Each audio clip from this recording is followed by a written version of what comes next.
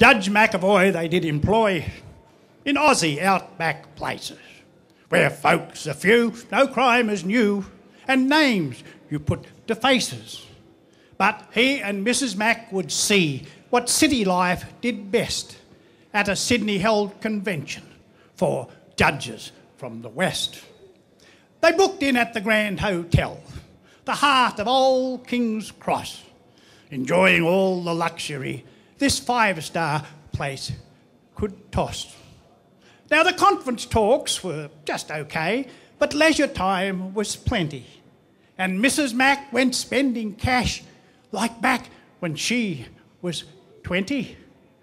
Now, the final conference dinner would be a grand affair, so Mrs. Mac spent all that day on makeup, clothes and hair. But speed was not her forte, though, when dressing up at night. And Judge knew hours he'd have to wait before she got it right. So Judge Mac thought he'd have some fun with ladies in the street and left the hotel foyer then to meet King's Cross elite.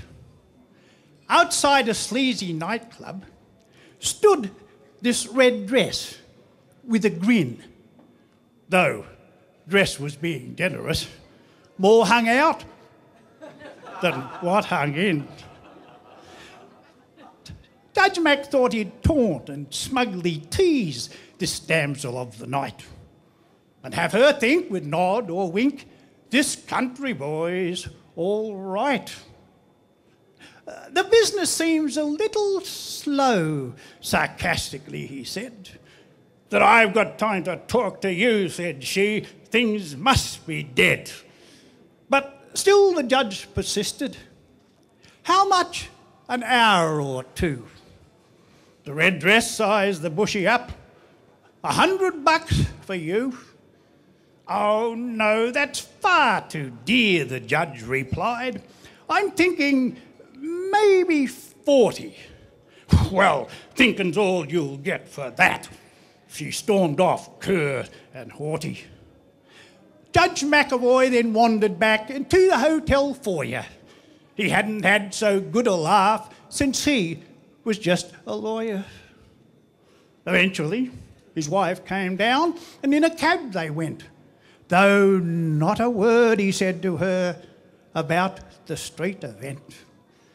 But at night's end, when they returned to their King's Cross address, who stood there in the foyer but the damsel in red dress? She mumbled something as they passed. The judge stared straight ahead until they reached the lobby lift, where Mrs. Mac then said, I wonder what that woman meant. That one there looking naughty.